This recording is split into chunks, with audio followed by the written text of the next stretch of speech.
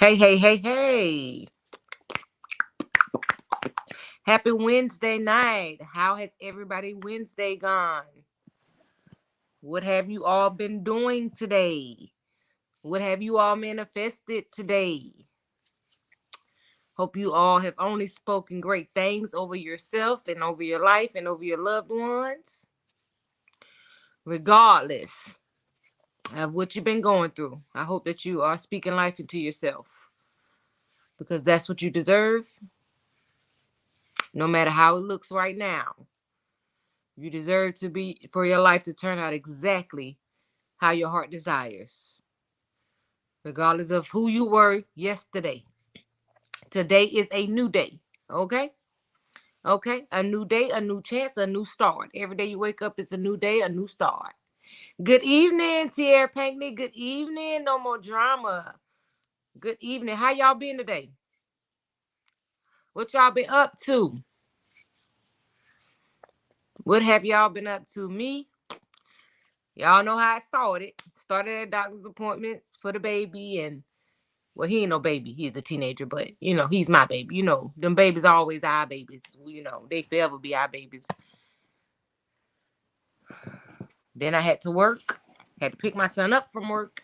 And now it's our time. It's our time now. Good evening, Deanna Landers. Hey, Tierra Pregnant said, doing okay, just cooked and chilled out. I know that's right. That laid back. Shoot, you need that time. That chill out time. This is definitely hump day. So we close to Friday, y'all. We halfway there. We halfway there, okay? I'm sure aggravated. Hey, Wanda Clayton. She says hello, becoming woman in chat. Hey y'all. Hey y'all, hey. Child, so much crazy stuff be just going on and going around. Like this be woo. I thought we gonna change. I'm thinking about seriously just changing this to a blog. Cause I think we do better just talking about ourselves. You know what I'm saying? That reacting thing. I don't know how much longer I even want to touch on that. I enjoy our conversations talking about ourselves. We start off reacting to stuff unbiased, but then we all end up talking about ourselves, child. We don't be having time. Hey, Dwayne Harris. Hey, Maisha. What y'all want to talk about tonight, y'all? I'm gonna give y'all. This gonna be an open panel. What y'all want to talk about? Y'all gonna have the flow tonight, okay? What y'all want to talk about? Anything that y'all see that y'all want to discuss? Unbiased, of course. Unjudgmental, of course. Come on, y'all. Come on, come on, come on, come on. Keep up the momentum. Come on, come on.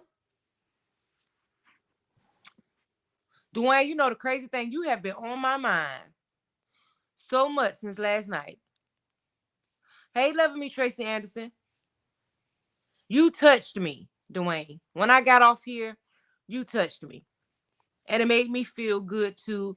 And for everybody that be on this panel, everybody that opened up last night, y'all all were definitely on my mind. And it just helped me know that this is what was needed to have somewhere to come and we heal each other. That was just amazing last night, y'all. And I want us to make sure we do our best to be like that all the time. We can be each other's outlet. Y'all have been on my mind. No More Drama said, hey, Maisha and Dwayne.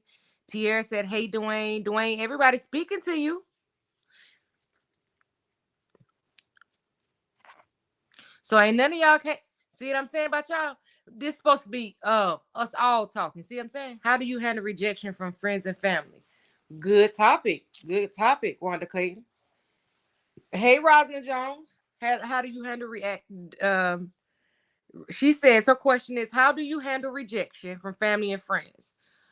What I had at first, to be honest, Miss Wanda Clayton, because I was so in desperate need to be loved by everybody and wanted by everybody, at first rejection used to hurt. Because I wanted, again, everybody to like me. I had lost so many people in my life that I thought I had to have love from the people around me. So that meant that I endured the traumas that they inflicted just because I wanted them in my space. I didn't understand how important it is to find yourself and sometimes be okay with being alone. So during my healing process, I did allow a lot of people to play with me. Okay. So I didn't know how to handle rejection. Now that I'm more self-aware of who I am and I love myself more, it doesn't bother me. If you reject me, I mean, that's I feel like it's okay. If you don't want me in your space, then you have a right to that. But I love you from a distance. The love doesn't change. And when you're ready, I'm right here for you. Sometimes people reject you not because they really want to reject you. They reject you because they feel like they want you to beg. They want you to beg to be in their space. They want to find some type of way to make you feel less than. So, they reject you just because they're so used to you being a people pleaser and so used to you making them feel wanted. See, hurt people hurt people. Okay. So sometimes they just do something just for your reaction. Never with real intentions of actually rejecting you, like don't want to be around you for real. They just want to see you grovel and beg to be in their space. See, some people have that complex about themselves that they just think they're superior to others. So they mistreat, they fumble the good people in their life. But one thing about God, he always make you see that person again. Or he going to make it to where they're going to need you again, Wanda Clayton. And he going to make it to where you're the only person that they can go to. Because they're going to have to reap what they sow. So that's how I deal with rejection. I feel like anybody that's supposed to be in my life, God gonna make sure they are. And whoever's not supposed to be in my life, regardless of who they are to me, how we're connected, they just won't. And I've become okay with that. Because some people are only in your life for a season, even family members, but you just love them the same. You don't let the love change, because when love is genuine, it don't change. You know what I'm saying? I agree, but I'm one who will clip your wings and let you fly. That's what you have to do sometimes. Let them fly. But just make sure the reason why you let them fly is not, what's the word I'm looking for? Not for selfish reasons, or not for reasons that can really be fixed if you decide to put in the work to fix it. See, a lot of people are just quick tempered. A lot of people don't want to see things through other people's eyes, so they just assume that they're right. So it's easy to cut somebody off sometimes. And when you hurt yourself, sometimes you cut people out your life because you don't want nobody to see the pain that you're going through. So you will cut people that really love you out your life. Um, and you chop it up to, I did what was best for me. Sometimes no. You didn't do what was best for you, because then you find yourself alone. And know that in reality, once you've already self-reflected, then you look around, there's no one there with you. Because you've been so mean and hateful, because again, those traumas, going back to those traumas, you haven't dealt with what's wrong with you internally. So you inflict that pain on everybody around you, because you just want people out of your space. It's misdirected anger sometimes too. We fumble people too, because we mad at other people that we can't get a hold to. So we make everybody else around us suffer for pain that they never caused. So we got to be real, real careful with that. Appreciate people, appreciate people for what they are. Take people at face value and just let them know just as much as you want, you give. And be receptive of knowing, stop expecting you and other people. Because everybody ain't like you, and they're not meant to be. Understand people love different. People communicate different. People are receive things different. Like, you can say a statement to me, I may receive it one way, and you may have said it screaming to the top of your lungs. I understand being passionate, because when I'm upset, I'm passionate, but there's no malice. But people that don't know me may take it maliciously, like I'm being mean. But in regardless, and in real, I'm just being passionate. So it just also just depends on how you receive somebody. Make sure that you take the time to really dissect and really know who it is that you're having a conversation with, so that you won't take words out of context. Deanna Lander said, "Amen." Hello, become a woman. Hey, Maritza. Hey, Tierra Pankney. Everybody that's coming on, same thing. Open panel, whatever you want to talk about, we'll all discuss. I'm going through that now with Aquarius. I had to walk away from them. You mean the sign Aquarius? Hey, Marissa. Never for selfish motives, but to allow them to grow and become who they need to become. My love is genuine, and I know I'll be there if and when they need me. Yeah, that's necessary sometimes, Miss Clayton, because like I said before, people are draining you dry.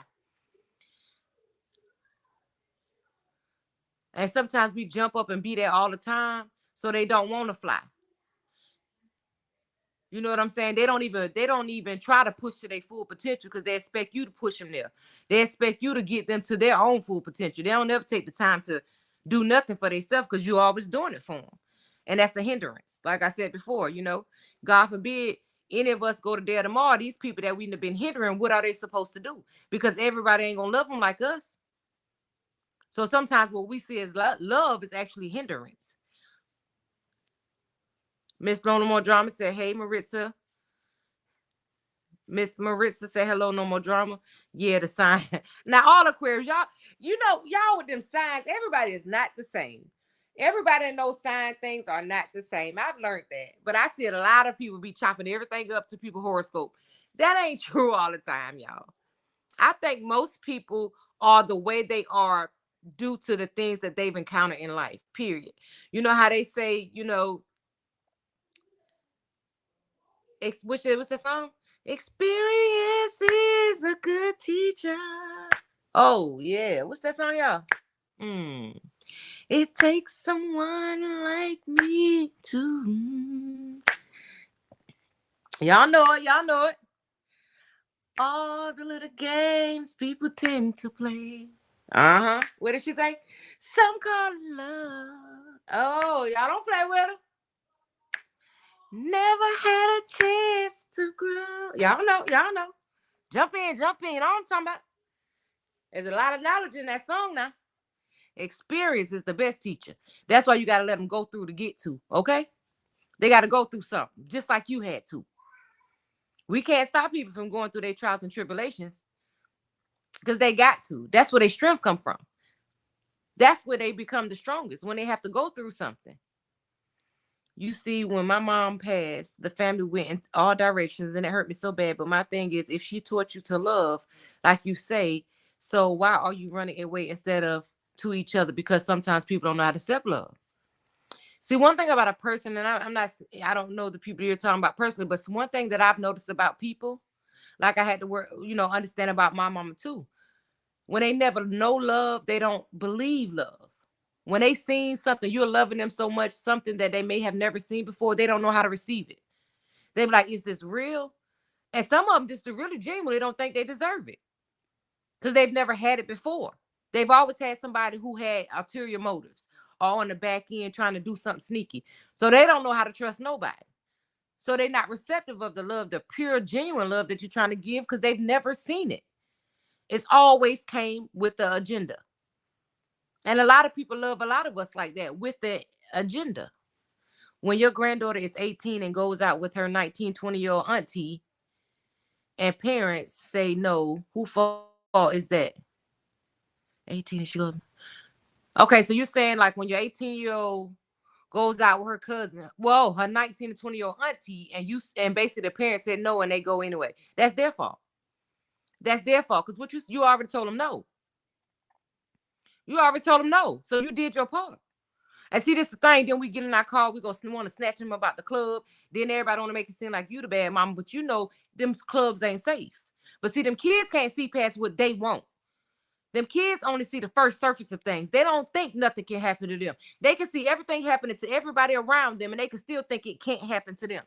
Somehow they're invincible. Like I tell my children all the time, like y'all see so many of your friends going down that path and y'all see how it's ending up and you still deciding not to change. Why do you think that it's something different for you? It can happen to anybody. Nobody is exempt from anything that goes on in this world. Even if you're the best person, you're not exempt. So you have to do your best. Like I tell them, why go in places that you don't feel safe? Why go anywhere that you feel like you would have to carry a weapon or anything like that? If I feel like I got to be in that kind of space or I can't be comfortable, I'm not going anywhere I'm not comfortable. Period. I just choose not to. And I know things can happen in your home and stuff like that. We all know that. But I'm going to control what I can control. And I just feel like if God forbid something happens somewhere where I am at peace or that is secure, then that was God's willing. And that's one thing we can't stop. God's will shall be done regardless. So all we can do is live the best life that we can and stop letting these churn stresses out, y'all. Because these churn, they will definitely use your love against you in the worst way. You can know everything that you're doing is right, and you know because you've been down the path, and you can know everything you're doing right, and all they have to say is one word, and they know those words to use more than one. It's that you don't love me, you don't care about nobody but yourself. You just want to run my life. You don't want me to do nothing. And then you start looking back at yourself like, am I being overprotective? No, you're not. You see these kids on the news and stuff dying every day. You see all this random stuff keep happening. Why wouldn't you do everything that you can to protect your children? Regardless, you can say what you want to say about me. You can scream it to the mountaintop. You my child. I don't care what nobody else on the outside tell you. I buried you, not them. So you want to go live with them and live by their rules, then you do that. But don't come telling me about what nobody else told you. I tell them quick, I don't care what nobody else mama do. I'm your mama. I run my house the way I run my house. They run their house the way they run their house. I don't care what they do with their children. That's their business, not mine. So because your friends' mothers may be more lenient, that's on them. I don't care. They love to try to throw up with their friends' mama do. I don't care. Hey, LOL, I'm an Aquarius. Yes, it is. You said no one traces. Yes, it is. It's that 18-year-old fault because you already told her no. And and parents said, yeah, the parents said no. That's what she said. The parents said no. It's the 18-year-old fault. You are mentally capable of understanding yes from, yes and no. So she said no. She said no. And it's a reason. Now at 18, you can ask, sit down. And that's the thing. They don't know how to openly communicate. Why do you feel, can you, and a lot of times, of course, you tell them, you aren't supposed to ask your parents why, but y'all, we passed that time. Sometimes you got to give them the raw, uncut truth, the unfiltered version. Okay. To let them understand that even every time you walk out your door, unfortunately, you may be in danger. Okay. So when you go put yourself in a situation with a bunch of people that you do not know, then you have alcohol, you have all that stuff mixed up. You just elevating your chances of something going wrong. And then who you gonna call? Who gonna have to come up out their bed 2-3 o'clock in the morning? Not your friend. It's gonna be me that you're calling. So you going out and putting yourself in a situation I just told you not to. That not only inconveniences you, it inconveniences me. So it is my business because I'm gonna be the one you call. God forbid you get in some mess. Or you go to jail or something. I'm be the one have to pay that bond. So yeah, I'm gonna have an open door. I said no. You go, you on your own. Hey, LOL, I'm Aquarius, and I'm faithful, quiet, and introvert, and God is the head of my life. This Aquarius knows how to treat people. Amen. Dwayne Harris, see there? Told y'all all them signs is not the same, but people do. Hey, Alice Flint, people do. They be like, oh, I ain't messing with such and such. Ain't no way y'all really believe that just because everybody the same horoscope that they all act the same, because they do not. They don't.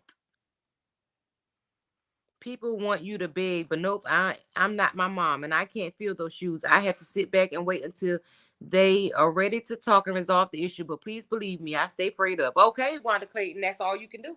Keep them prayed up too, from a distance.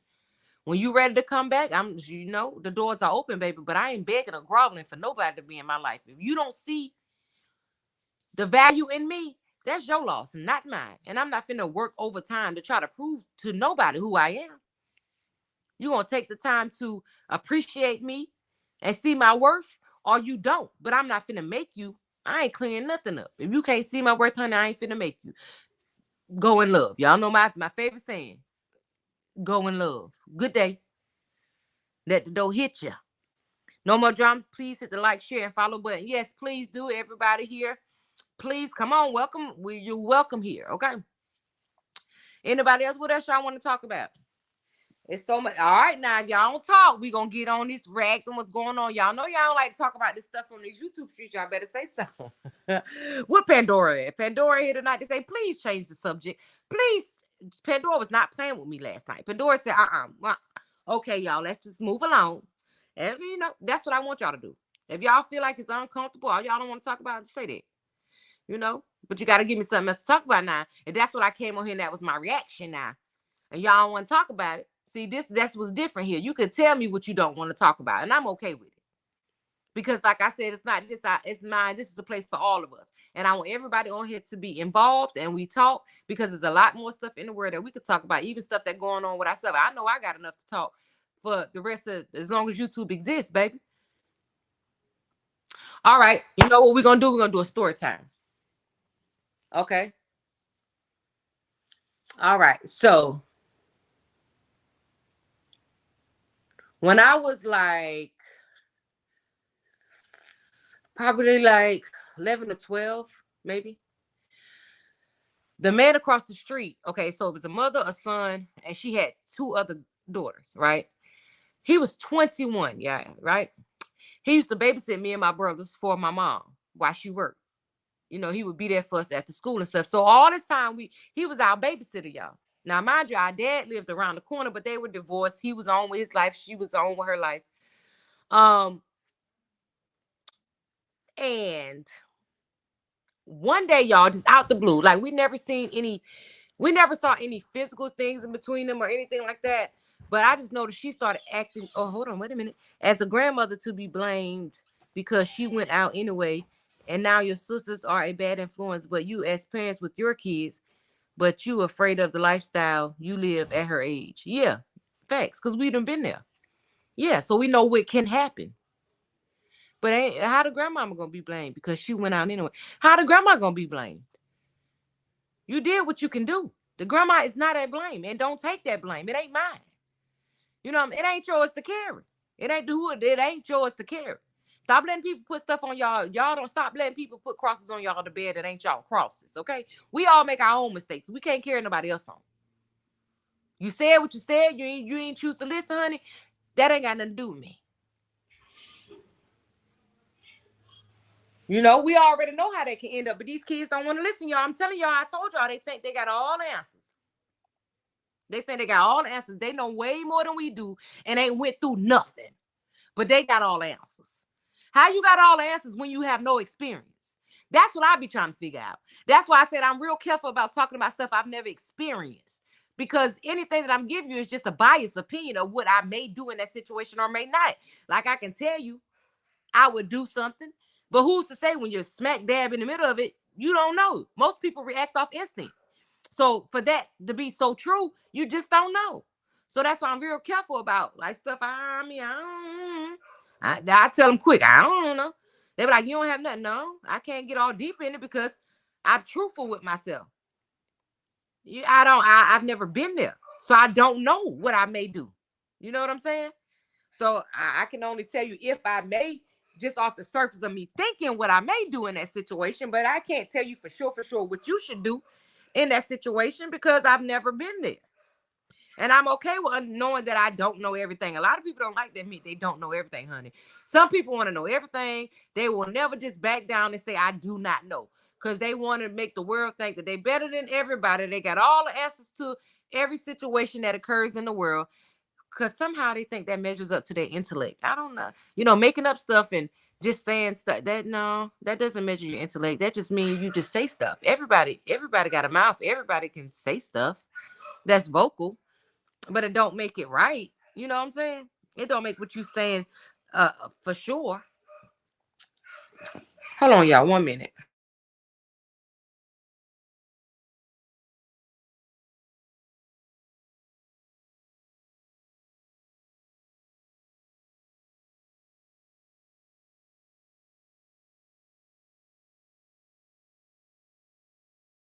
I'm back, y'all. Sorry. My baby dog, he goes crazy, y'all. But yeah, the story. Yeah. So again, he was our babysitter, y'all. Okay, so y'all tell me what y'all would do in this situation. And so this is where I think me and her relationship kind of shifted some because he was again our babysitter. Everybody in the neighborhood knew he babysitted us. We never saw them two being affectionate or anything like that. And again, he was 21. So he used to run around the house and play with us like, you know, just regular people, just play with kids. So I always saw him as actually I didn't see him as my senior. I saw him as the same way I would see my friends that I played with at school. So slowly my mother attitude started changing. Like she just started like attacking me about every little thing, like always saying I'm grown or that's too tight or like, but it was only when he was around. And of course, if my clothes too tight, you bought them. You know what I'm saying? So why would you buy them too tight? But these are the same clothes that I've been wearing before. So what's happening? Why are you tripping? What's going on? So again, as a child, I'm not understanding what's happening. Um, but I just noticed every time he come around, she became more intense with me about everything. So I'm just like, what the world? And then on the back end, he's the one that I would talk to sometimes. I'd be like, what is wrong with her? He'd be like, I don't know why your mama do you like that and all this. He didn't understand why she was so aggressive with me all the time. She's such a good girl in college, straight A's, and work at 21 now, but financially support her parents while they sit at home every day and smoke weed all day with her 18-year-old brother full time. Oh man. That's mm, at 18 years old, that's a lot. Oh, she's 20. Are you saying she's 21 now? That's crazy. Is her parents sick or something? Like, can they not work? That's something. That's weird. I wonder what's that. Yeah, that don't. Yeah, Miss Anderson. I know you like what the snatch your granddaughter up and leave. That's I snatch my baby up and y'all go ahead with that foolishness. She out. Yeah, that's extra sad. But that's how that's how some parents are. That's how some are. Yeah, but is the parents unable to work, Miss Tracy? But yeah, she just started always been aggressive. And like I said, on the back end, he will always be like, why is she so aggressive with you? I don't understand. Because again, he's 21. So one day, y'all, just out the blue, me and my brothers come home from school and we walk in the door and they tell us they married, y'all. They done went to the courthouse and got married while me and my brothers at school. So me and my brothers like, what? What is going on? Like y'all married. So not only am I embarrassed, because for one, this is the babysitter. So he's already labeled in my head like this is the babysitter. So I'm 100% embarrassed. I'm like, everybody in the neighborhood gonna pick on me because my mama married the babysitter. You know what I'm saying? So I run away. Again, remember I told you my dad lived around the corner. So I ran away to my dad. And when I got there, I told him what had happened or whatever, whatever. He was like, yeah, yeah, your mama, this, that, and third.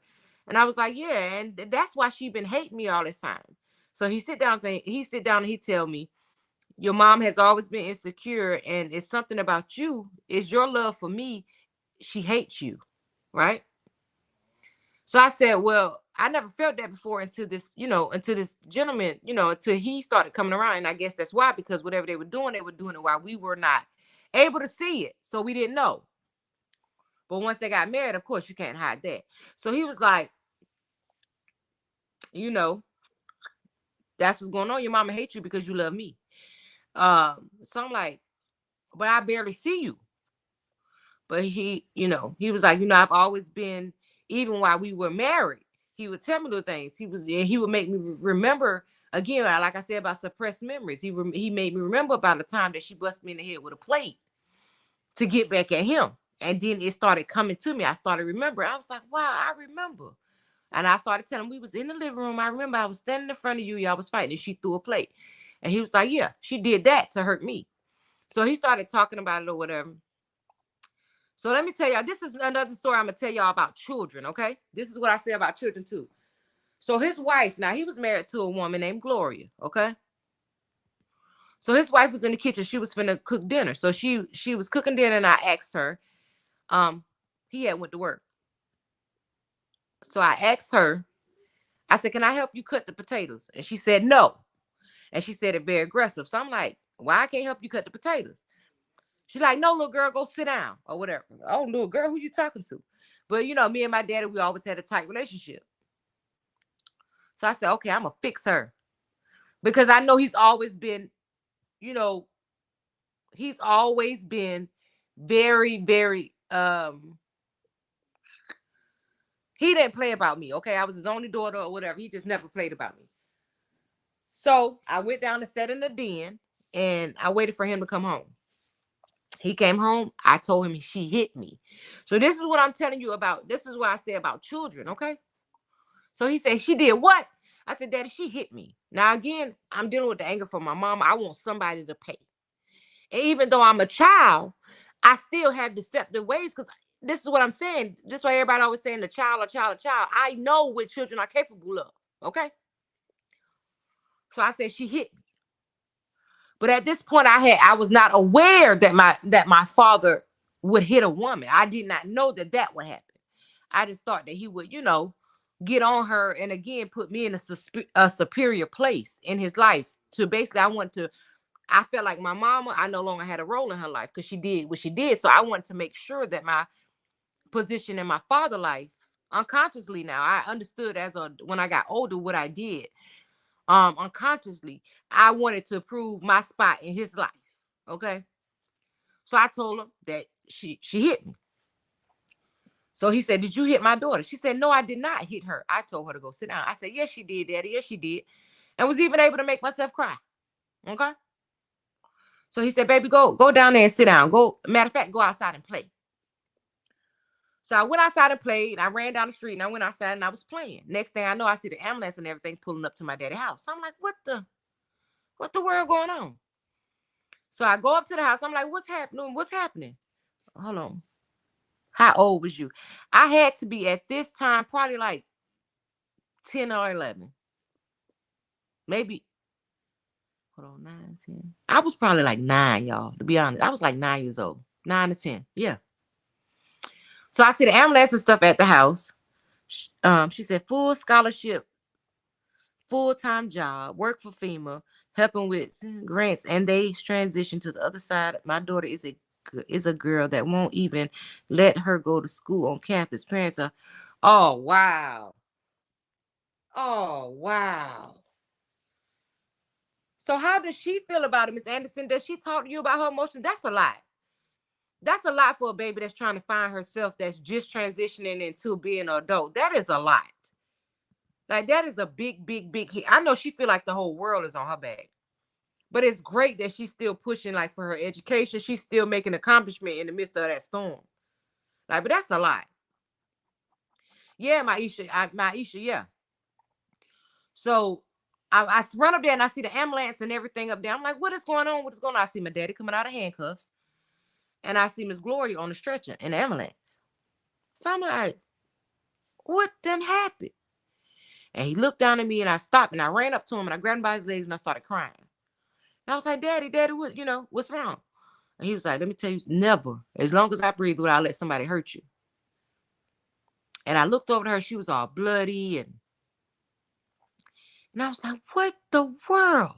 So of course they like, okay, you can't stay here, whatever. So they called my mom to come get me. So the whole way she was like, what your little evil behind did? She just talked. I'm like, I don't even know what happened. But she just, even though I did do it, it was the fact that she just said I did it. Like even before even knowing what was going on, you just assumed I had something to do with it. You wreak havoc everywhere you go. This and that, third, fourth, fifth. So I'm like, well, wow. Okay. So when he got out of jail and his sister ended up actually telling me what happened. He was like, did she hit you? Did she really hit you? And I was like, nah, she just screamed at me and told me that I couldn't cut the potatoes. Why? And she was like, your daddy. And she started telling me everything. She was like, he beat that lady. He broke that lady hip. He did this, that, and that, all because you lied. And then I told her what happened at my mom's house. She was like, I don't understand that. You're a child, your mind was in the wrong place, but you don't understand what lies can do. This is what this lie's done. Now your dad freedom is been gonna be taken away. And she's hurt. Right? But mind y'all now, all before me and this lady never had a good relationship. She just did not like me because of the way he loved me. Now, while my mama hated me because of the way I loved him, his wife hated me because the way he loved me. And so she never made me feel welcome. And that doesn't make it an excuse. But if I knew this, and I understand certain things you have to hide from your children just because for their sanity and their growth. But I didn't know my father was capable of doing that to anyone. I did not know he would ever do that. I never seen that side of him. You understand? I didn't know he was capable of that kind of stuff. So, um, it that weighed on me for a long, long, long time. And when she got out, I just wanted to be there for her, and help her. That's why when I say that is why I'm not so quick. And it's not that I don't believe children, but I know what children can do. I know what children can cause to happen because I was one. Um, she said 3 years in college now to be a psychiatrist. I guess she used her parents as a case study. Shaking my head. Dad will get a job for a minute. As soon as the rent goes up, he quits. Oh my God. Oh my Lord. Like, how does she feel? Have you ever set the baby down and asked her how she feels about that? Like, how is that affecting her? But she got to be strong because she's not letting it hinder her. She's still pushing to get all her goals and accomplish everything it is that she's trying to accomplish in life. And I didn't know what my dad, I never knew. And that was the first time in my life I saw him as a monster. Um, I just did not understand. But again, there was misdirected anger. Yes, children will lie. They are deceitful. That's why when I say that firsthand, because that's exactly because of the way I was unwelcome and the way she treated me, and she tried to move her daughters in. I felt like she was trying to make them, because she had girls of her own, and they want to be daddy. And no, he only got one daughter. Ain't no daddy, you know. And then now my mama done deceived me to marry the babysitter. So yeah, and that's why I say children don't know how to properly process their anger. They don't. They do not know how to properly process their anger. So you got to be careful. You have to watch all angles of what a child will tell you and look at the whole situation. Like, what happened before you decided to talk about this? Like, what happened before all this transpired? And you'll usually find the root cause of why they being deceitful and why they lying. Because see, kids also be wanting to be in control, even though again they have no experience, they can't do nothing for themselves. Children also be wanting to be in a position where they feel like they're superior. That's facts. That's why you see so many people talk about, oh, them children being grown, or them children really be thinking that they smarter than us. They really be thinking that. So of course I didn't want to go back to her house. You know what I'm saying? Because she had to deal what she did. I'm like, oh, people gonna talk about me forever. Married the babysitter or whatever. So I never went back to my dad's house anymore since that happened, ever. Other than, wanting to be there for, I tried one time, it didn't work. So I never went back. I never saw him again. Well, I did end up seeing him again years and years and years later.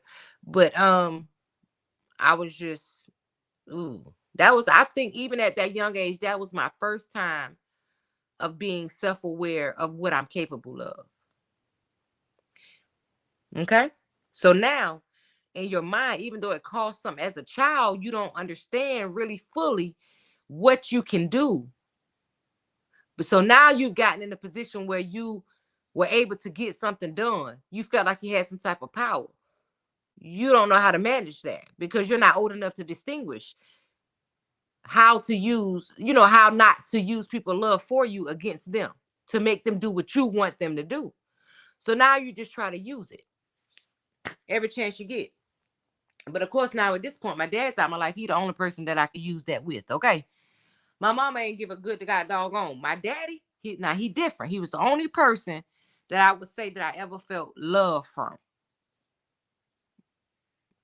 I ever felt any type of love from as far as my parents go. See, whatever he did to her made her hate me. And she didn't hate her sons because they were more mama's boys. There's something about sons and mamas and girls and daddies. It's something about that. Girls are active father, girls are more attached to their fathers. And I just see this all the time. And the boys are usually more attached to their dad. Their moms when they're there. Oh, thank you so much, Dwayne Harris. May it come back to you 1,000 times fold. It's just like that. So, years and years down the line go. Again, I see him one time. He comes to my house. And he comes to, and he doesn't, I still, at this point, I'm a little older, but I'm still completely feeling guilty. So I just still don't even know how to ever go back to my dad. as far as being his presence, because I remember what I did. So that's one thing that I just couldn't suppress. No matter how much I wanted to, God was like, no, you was wrong. You gonna feel this. You gonna carry this until you're gonna never forget what you did. If a child has some type of animosity against their parent, they will lie for revenge. Amen. Not understand the severity of how they can damage, destroy one's reputation or brand. Facts. And that's facts. So I saw him one time and he came and got my brothers and they left. Dwayne Harris, hey ma, 1980, hey Miss 1981, I finally got it right. Thank you so much. I appreciate you. Yeah, they will. And see, people don't want to admit that. People don't want to admit that, but that's facts. Children can be very, very, very deceptive. Like I said, I saw him maybe once, maybe twice since then.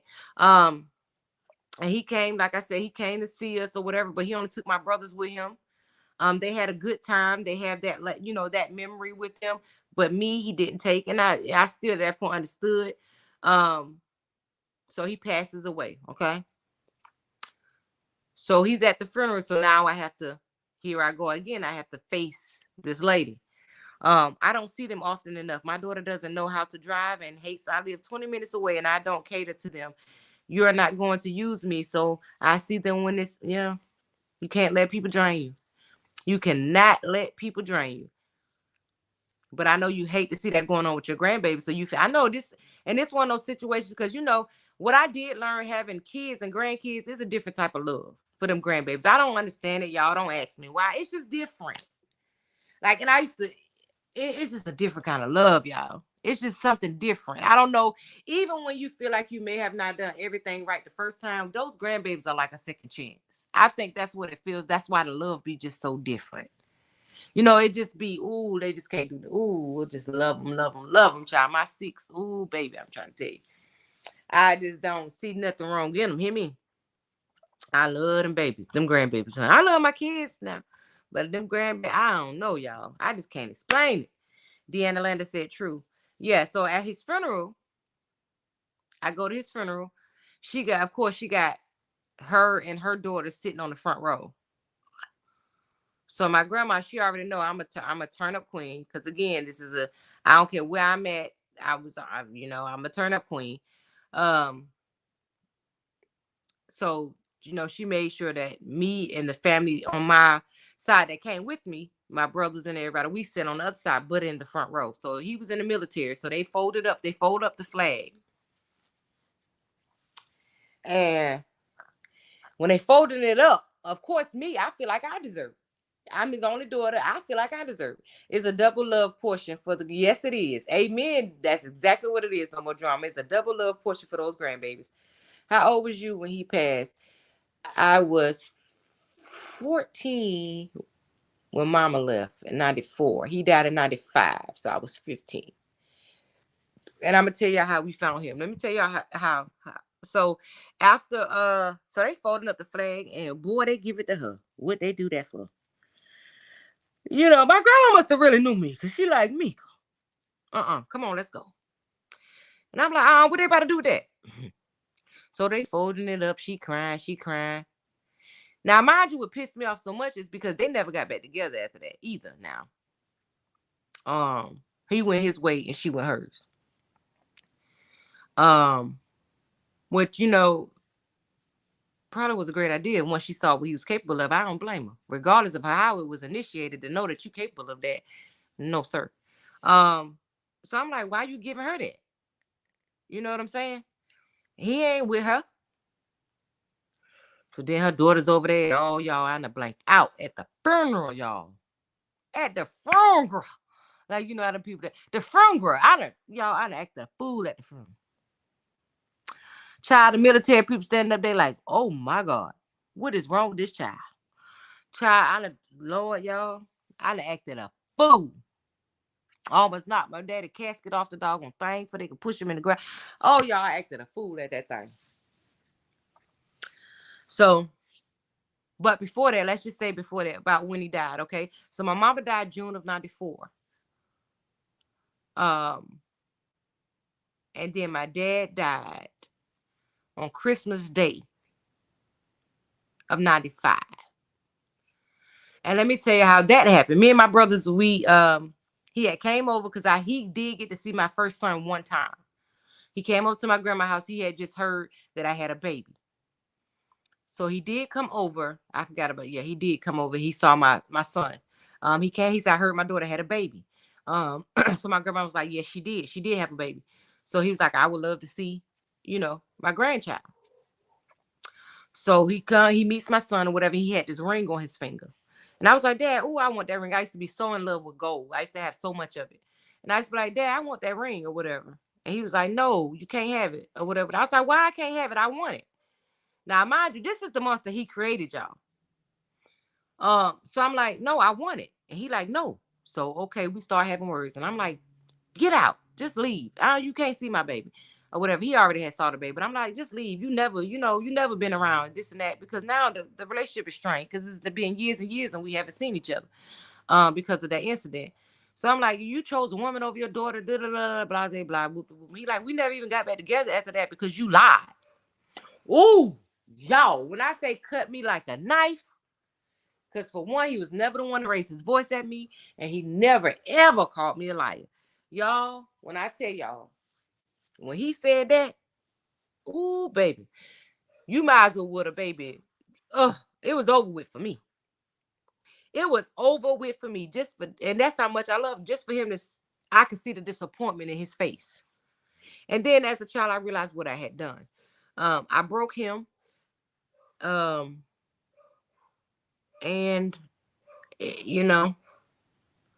I caused a lot of damage. When I could have just easily just said she yelled at me and just actually said what she had done. But no, I wanted to increase it and elevate it because my feelings was hurt. From something she really didn't do. Even though she was still being mean to me and mistreating me, just didn't want me in her space, and it was evident. I just shouldn't did what I did, but so I'm like, just get away. So months go by, and I know I don't talk to him again. I continue not to talk to him because I had my baby in July. He came to see my baby. I didn't see him. We didn't talk anymore or anything about that ring. Now, y'all remember this ring when I'm telling the story that I asked for, right? So we go to my brother, me and him wake up Christmas Day of 95. We like, listen, we gonna just go see daddy. We ain't seen daddy in so long, and we is on the kids. We gonna go see daddy. So we catch a cab because nobody, of course, on my family side, none of them liked him because they know what he used to do to my mom. Again, I never saw it, so I did not know. Me and my brothers, we never saw the abuse. So they used to have to do it while we was at school or something like that because we never saw bruises. We never saw anything, y'all. I swear to God, y'all. So I never knew that he was the monster that he was. So we go to his house on Christmas. I get the baby. Me, my two brothers, and the baby. We catch a cab because nobody don't want to take us, right? So I'm like, well, I'm still going to go see my dad. That's the only parent I got left. You know what I'm saying? Because at this point now, I'm yearning for somebody. My mama had been gone over a year, and where I am, I don't really feel cared about. Nobody don't really care. They don't care nothing about but that check that come in from my mama death for every month and that. But nobody really cares about me as the child. I'm out to 3, 4, 5 o'clock in the morning, sometimes not even coming home. And I'm 14 years old, 13 to 14 years old, and I'm just running the streets like I'm a grown woman. Don't nobody care enough to even look for me. It's just whenever I walk back through the door is when I walk back through the door. All right, so we go there. So we knock on the door, but it's cold now. I got my baby, so we knocking on the door. But the screen door is locked from the inside, right? But it's not clicking to me that it must mean that he has to be inside, right? Thank you for that, Dwayne Harris. Thank you for that. He said we care about you as a woman. Yeah, I appreciate that. The screen door is locked from the inside, so I'm like, but we bamming on the door, and he will not answer, right? So we like, why he won't answer the door? We know he in there because the screen door locked from the inside. So he didn't even come out. We checked the back door same way. So I'm like, you know what? I'm about to call a cab. I'm about to go. So I call a cab. I'm like, my baby out here in this cold. I got to take my baby. We about to go. So I call a cab. for us to leave. Right? So the cab comes. We get in the cab. My brother's like, nah, I'm staying. I'm staying. He was like, this is something weird. He was like, the screen door is locked from the inside. So he gotta be in there. He was like, I'm just not gonna leave. So y'all go ahead and go take the baby back to grandma's house. And if he happen to answer, me and him, we'll just all come to grandma's house. So me and my son get to the stop sign, y'all. My brother calling my cell phone. Come back, come back, come back. Sis, daddy dead, daddy dead. Sis, and he's screaming. And I was like, what? What? And he was like, sis, he dead, sis, he dead. Come back, come back. He not moving, sis. So y'all know they had the floor model TVs, right? So we go in. I'm like, okay, bro, hang up with me, call the police. But again, we only made it down the street. It was a long street, but we only made it to the end of the long street to the stop sign. So I jump out the cab. I got my baby in my hand. I run back. Okay. I run back with my baby and I'm just crying, Lord, no, not again. Lord, no, not again. Lord, no, not again. Right? I'm crying, running. And I open the door. Y'all, I'm sorry if I get a little emotional. I'm sorry. We open the door. We walk in. Me and my baby. And there he is on the floor. He had like this chair pushed up to the floor model TV. And on top of the TV is pictures of me, my brothers, and my mama. Right? And he got this wooden chair pushed up to the floor model TV like he had been sitting in the chair. Like he had been sitting in the chair looking at pictures of us.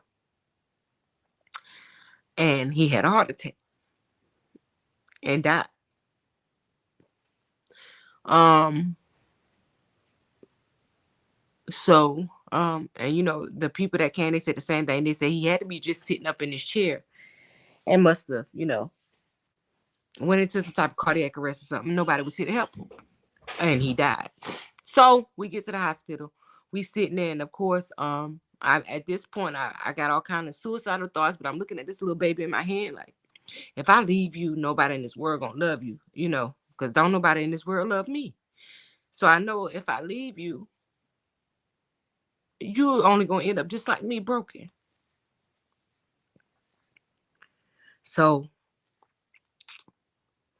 I'm sitting there and I'm holding him, and he don't even realize looking at him is saving my life.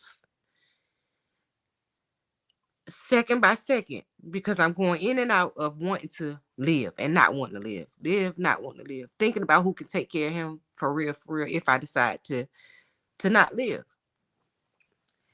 So the coroner comes out and they hand me a bag with his belongings, and inside that bag is that ring.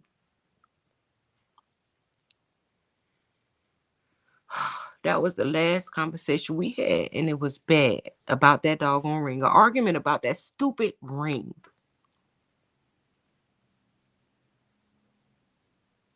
That stupid ring. And that's how I got it. In the bag from the corner. See, this is why I tell y'all that don't take people in your life for granted, because tomorrow just ain't promised to nobody. I don't care how young, how old.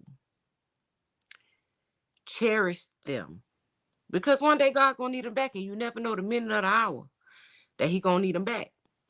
Because there I sit now feeling like an orphan. Now both of my parents gone. In a year, a little over a year, I lost both parents. And I constantly sat there and just wondered, what was he thinking? What was he thinking? Sitting there looking at those pictures. Life can be it can be a full circle. Yeah, that's facts.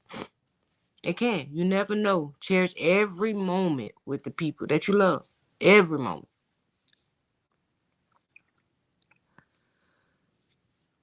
And so I always, even to this day, I wonder, what was he thinking?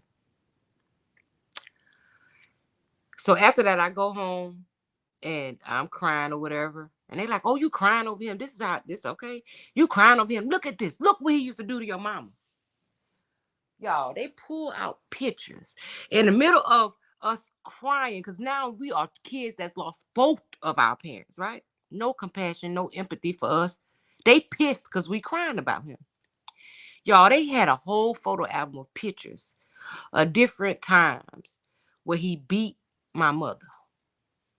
And she had been taking pictures and, of course, trying to get away with from him. And then they started. Remember when y'all used to stay at this shelter? That's why that was a shelter for the women that were abused by it. They men or whatever. So I'm like, why are y'all doing this right now? Why are y'all trying to smear the memory of my father? What is wrong with y'all? Just like her. That's all I kept saying. Y'all just like my mama. Y'all been doing. She was doing that all my life, and now here go y'all. Even in his death, here y'all go. Do you understand that no matter what he did, I didn't see it, and it does not change the love I have for him? Because even though y'all showing me all these things, so it's not that I can doubt that it happened. The fact still is that's not what he showed me. He never did that around me. But that's where my evil streak came from. So I learned a lot about myself that day too. Like that's where that evil streak come from. It's a combination of him and her, and it's vicious. Didn't they understand a child will always love their parents? And I don't think they did understand it. And they hated the fact that I loved them. They wanted me to hate him so much. So they pulled out. One particular picture stuck out to me. She was in the bathtub, y'all. You could not tell that was my mom. He had beat my mother unrecognizable. Unrecognizable, y'all. So I'm like, oh, that had to be before I was born. Then they was like, no, you was a little baby, so you don't remember. Okay, so why do you think I want to know? He's gone now. There's nothing I can do. Why would you do that to a child in mourning? And see, that was the first thing that told me and showed me that they didn't care at all. So don't hate on your sisters and other grandchildren because they spend all their time with me because you keep your kids locked up in the house smoking and not bring them to visit me. Right, that's facts. They can't hate on you. They spend all their time with me. That's right. Take anybody who want to be with you, make sure they with you, Miss Tracy. And you value all your family. Don't let other people dictate the way you gonna love nobody. Yes, they wanted you to hate. Yeah, they wanted me to hate my father. No more drama. Say my God. Yeah, they wanted me to hate him. Even in his death, they wanted me to hate him. I never understood why my whole family hated him so much. They never even wanted him in the space. When my mama passed away, he was like, I want my children. They was like, you will not get these children. Like they refused. My grandma told me, I will fight. And I'm looking at him like, I'm looking at them like, what is wrong with y'all? This is our daddy. What is wrong with y'all? He would never get y'all. He would never get y'all, whatever. So to keep confusion down, and because he was a drinker, he was an alcoholic. And that was his problem. He drunk too. He used to drink too much. He was an alcoholic. A very bad alcoholic. And so he didn't want to fight. He didn't want to fight. So he walked away and left his 3 kids. He didn't know where we was going, but he know, I guess he felt like he wouldn't win the fight. Because of the fact that he was an alcoholic. And because they got this whole big album, I'm just like, if y'all was going to pull this out, why pull this out in death? Why not pull it out before he died so I can ask him some questions? So he could tell me, who is this? Who is this person? There is nothing and nobody that could turn me against my parents. And that's what they don't understand. And they think they're selfish. You know what I'm saying? Do you understand that I love both of them? Both of them did things. Well, he was just more absent. He didn't really do nothing to me. That one incident is kind of, I kind of caused that on myself. But ain't no kind of, I caused that on myself. But again, once him and her, then it made me understand more why when him and her divorced, I never saw my daddy. It wasn't that he didn't want to be around. He couldn't. Because they got all this stuff. But again, that's the stuff that they never talked to us about. Like restraining orders and stuff. He can't even come around, but I don't know. She just rather us miss him. And she just rather see me hurt. Because my brothers really ain't care either way. Y'all, my brothers, they was just my boys. They ain't care. But let me tell y'all another story. One Christmas, y'all. This is the type of brother. This is why I love my big brother. Okay, we only a year apart, but let me tell you about my big brother. My mama again. Once I understood her life, I understood why she was so vicious, y'all. That my mama had been hurt, y'all, by everybody that she loved, from starting from my own mama. She was hurt, y'all. She was hurt from a child. You know, she was hurt from a child. She was well educated, but she was very hateful. And she was hateful because everybody was hateful for her to her. Um, one Christmas, she said, "Nah, she had done got my stepdaddy all this stuff for Christmas." But we look on the tree, we like, "Why we don't got nothing for Christmas?" And she like, "Y'all ain't getting nothing." Now we ain't did nothing. We ain't getting no trouble or nothing, you know. But she just said we wasn't getting nothing.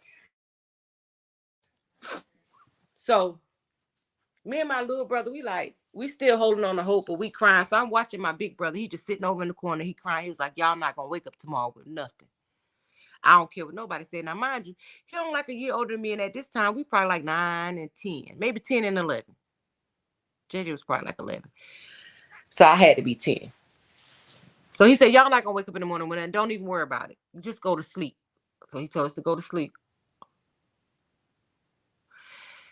So the next morning, I wake up before my little brother wake up. I see my brother running across the street. It was this store called Giant Foodware in Baltimore. It was a grocery store called Giant.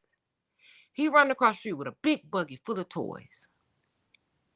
So I go ahead. I see him running over there. So I go lay down, go lay back down because of course he told us to lay down, go to sleep. We would sleep, but I feel like maybe we just shouldn't be up. So he had just like bags and stuff. He ran in the room. He got he got these trash bags, and he ran in the room and he closed the door and he locked it. So then at that point I jumped up like I had just woke up, but I had already been up and seen what he had done. So he was like, here, y'all wake up. Look what Santa brought y'all. And he gave us the toys. And he was like, but don't show nobody y'all toys, okay? Don't show mommy because mommy gonna throw them away. And I just started crying. He said, why you crying? And I was like, did you steal those toys, brother? Because of course he don't have no money. I'm like, did you steal those toys, brother? And he was like, don't even worry about it. So Santa brought them to you. But y'all, and that day she woke up, she didn't really too much say anything to us, not even Merry Christmas. She woke up and she happened to see one of the toys. Where did this toy come from? And so none of us said anything. And she beat us something serious. But I was numb to that beating. You know why? Because I knew she was finna leave us. And when she left us, honey, we was finna play with them toys. Okay? Santa had came. No matter what she did, Santa had came. My brother had to went over there and stole all them toys from Giant Food so his brother and sister would not wake up to nothing on Christmas.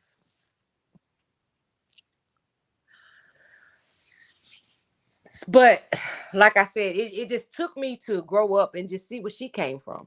Because I ended up being in the midst of where she came from. And I just understood. Nobody genuinely cared. Like it's literally people that have kids. It's not selfish, just thinking and feeling for you. Right. It's just like, and everybody just couldn't understand what, like, how, what. Like, matter of fact, my cousin came like 2 months ago, and she was talking about my baby. She was like, "Oh, she's so pretty. She looked just like you." Out of 9, it took you 9 turns to get a baby that looked just like you. And I was like, "Yeah, she do." She was like, "She just remind you of you when you was little, and your mama used to carry you." And I was like, "What?" Even if he stole them, that's right. That's right, Miss Helen. And I didn't even care about that part. It was just the fact that a child felt like he had to do that. And that's why I always bring that up to this day. It ain't nothing in this world that my older brother can't get from me. And I tell him all the time, bro, I can never, I said, bro, as bad as my memory is, I can never forget that. I don't care what else I done forgot about my childhood or suppressed. That's one thing that I never, ever, ever forget. I remember like it was yesterday. Wow, I feel you now. I'm crying that you went through that. No, it's okay. It's something I had to go through. But it took me to get older to understand that hurt people hurt people. And I had to understand that vicious part of him and her was mixed in me. Because my brothers are always sweet to everybody. They don't do nothing. But me, as a child, I was vicious. You hear me? When I say vicious, y'all, I'm not saying it literally or light. Like I was vicious. I was vicious. Okay? Like I was people, I hung with all the older people because they knew that I would fight. I would do anything. I was a vicious little girl. And I just, it was second nature to me. And I didn't understand how it could because I would sit back and look on some of the things I did. Like, why are you doing that? What is wrong with you? Like, so it was always a good part of me in the back that would be trying to force its way to the front. Like, what is wrong with you? Stop. But y'all, it was just so much. And this is what you can do to a child. When you abuse them, when you constantly inflict trauma on them, your own traumas, your own adult traumas, you try to inflict on your innocent children because they can't fight back. So then you create vicious children. And unless they choose to change who they are, then they only become you, but worse. Because now they got your viciousness, and anything inside of them, it's going to come together as one, and it's going to be way worse. See, nothing comes back the same way. It's going to always come back 100 times better or 100 times worse. So my vicious and maliciousness was way worse. From the age of 9 years old, I was vicious. And that's just from what I can remember. You know what I'm saying? So who's to say I wasn't vicious before? I was vicious. If you could talk to people from Baltimore, they'd say that little girl fight all the time. She ain't play with nobody. I was vicious, but I was angry and didn't even know I was angry. I just know you ain't finna talk to me any kind of way. I didn't even, y'all, it was so bad you couldn't even stare at me wrong. Like if you stare at me, I'd be like, what you staring at? Like it was that bad. And they'd be like, you are such a beautiful little girl, but your attitude is horrible. Like, and it was. It was horrible. All because of what she did to me. Because I already know I'm going home and finna get my skin split for the littlest thing. Just because she don't let him be there for her. I remember them two was fighting. Her and my stepdaddy was fighting one day. Now this is the first time, only conversation I can ever remember having with my mama that was common. She came, we had went to my aunt's house, and my stepfather was on drugs, right? And my aunt was on drugs too. He eventually over time became a crackhead, okay? So now she trying to take care of a man. So he beating her too now, but these fights I see. You understand? So I'm actually more angry about that. So now that he's fighting her, I'm out here fighting everybody else. And so this one night we go over there or whatever, and I don't know what she think that they were doing or whatever, but I know my aunt tried to hit my mom in the back with an axe, y'all. I'll never forget. Her own niece. And she's in a wheelchair, y'all, and tried to hit my mom in the back with an axe. So my mom left. She like, oh, y'all messing around or whatever she was saying. I remember her saying that. She felt like both of them was messing around, but they were just smoking crack together. I just can't see what he could have been doing with her because my aunt used to be stank, y'all. I ain't even finna fake. She used to be one stank woman. I'm not gonna lie. I used to be like, God dang, she stank. Like she used to be stank, you know. And so I couldn't sit around alone. She used to be one funky behind woman. So I couldn't believe that he would ever mess with her, nothing, but my mama believed it. So we go home and she's sitting there, oh, he cheating on me. She started talking to me. I get in the bed with her and she, for once, the first time in life, she cries to me and she talks to me and she tells me about it. She was like, I know you probably gonna come in here and jump on me. Like, this is how she talking to me. And I was like, jump on you or whatever. And I was like, no, he not or whatever. So he comes in, he high or whatever, and he do exactly. I'm laying in the bed with her. So he do exactly what she said he was gonna do. So I go downstairs and I get a broomstick. I take the bottom off the broomstick and I get the wailing on him. So do y'all know? She turned around and tore my behind up, told me I'm too grown. I got to get out of her house. She called South Carolina and tell my aunt that she got to come get me. I got to get up out her house. I'm too grown. So because I chose to fight for you, because you love somebody too much to fight for yourself, you put your daughter out. You put your child out, a baby. Because I couldn't have been no more than like 12. She died when I was 14. So I couldn't have been no more than like 11 or 12. You put your child out for a man. call all the way to South Carolina and tell my aunt to come get me from Baltimore. You can't stay. I can't stay with you no more. I'm too grown. But my aunt comes. She come. And I tell her I'm not going nowhere. I'm staying right here with her. I don't care what she do. I'm staying right here with her. Because see, even as a child, I understood that she couldn't fight. She could have fight if she could fight if she wanted to, but she felt like she had to have this man. She loved this man more than she loved herself. This is why I tell y'all never love somebody more than you love yourself. This is why when I talk about topics like that, it's something I've experienced or I've seen. So most of the things that I talk about when I uplift y'all through it is things that I've seen. I watched my mama consume herself totally to a man that even was a crackhead. He became a crackhead over time. But she still loved him so much that she loved him more than her own children. And everybody they be saying, don't say that. Don't keep telling me what I saw. I know who y'all knew, but that's not who me and my brothers knew. That is not who we saw. But the difference between me and them was I would run away. My brothers would stay there and take that butt cutting. Me, I was running away. I wasn't finna do it. I got tired of getting beat with them stitcher cords. I couldn't take it no more. Like, you can't never pick up a belt. Like, why we gotta always getting hit with stitcher cords and pots and pans? It's like, no, you're not gonna keep beating me like that. So I started standing up for myself, and Mrs. started to stand up for her. So even at that young age, I had to fight for me. And I'm not saying she was an awful mother, y'all. I just can't bring myself to say that, y'all. But that's another reason why I keep saying that I'm trying to become a woman, because I fought my whole life trying not to be her. So I fought my whole life trying not to be her. So I never was able to find myself, because I wanted to make sure nothing that I did in life was anything like her. I didn't want to be anything or do anything that was a replica of nothing that she did. So again, in the midst of that, where do you find yourself? Because now I haven't self-identified with nothing for myself, because everything was, I just wanted to know it. Whatever she did, I know I wanted to do the opposite. But I never found time to search for what I really want. Long as it ain't nothing like what she did, even if the situation what she did would have worked, I don't care. I didn't want to do it. So that's why I say, even in my relationship, it's the same way. Even if his voice get elevated, I'm ready to fight. Don't get your voice, because I'm already like, I ain't never finna be her. I ain't finna let no man hit me. But you're not understanding that that's not a good thing. Like, he can be passionate with his words like you can be passionate with yours. Why you gotta go straight to, you feel like somebody trying to fight you?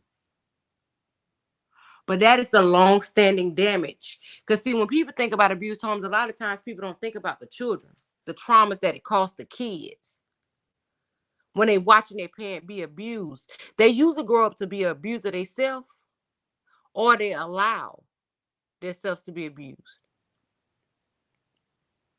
Me, I don't hit first. Now, I know, but I'm always prepared to box. Okay? When sometimes it don't even be necessary. Like, dang, ain't nobody want to fight you. What's wrong with you? But I just feel like I always got to be prepared, just in case, you think you about to box. I'm ready to box. You know what I'm saying? And then that's really a trauma, because you shouldn't have to be like that. You can understand that people can have an elevated, passionate conversation without no physical at all. Why you always think you gotta go to boxing? Nah, ain't nobody. Nah, I can't. Nope, I ain't that. I just can't. But I don't judge women. That's why the situation we were talking about last night. That's why I kind of said, in that situation, I just choose not to take a side, because I know what children are capable of. Look what I caused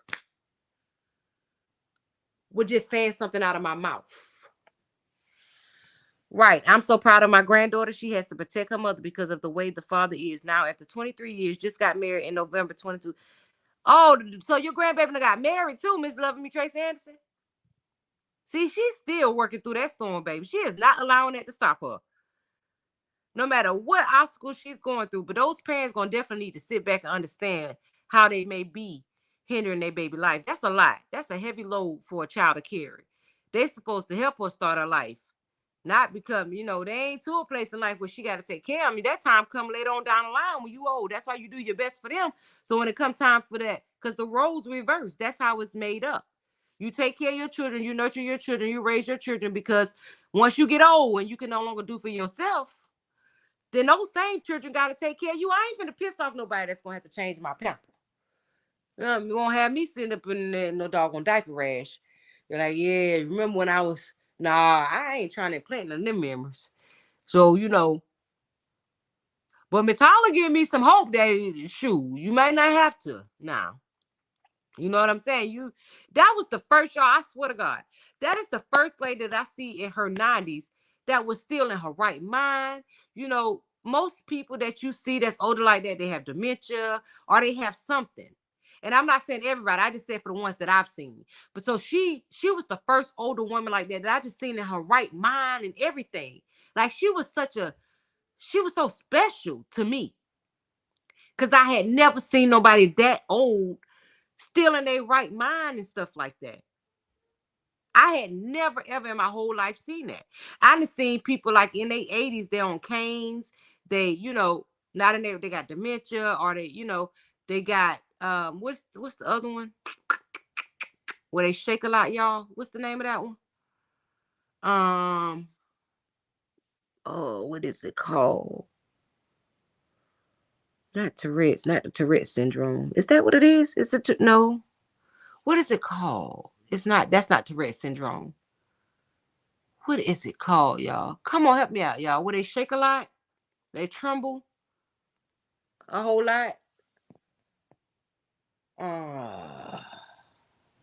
Dang it. I can't think of what it is, but yeah.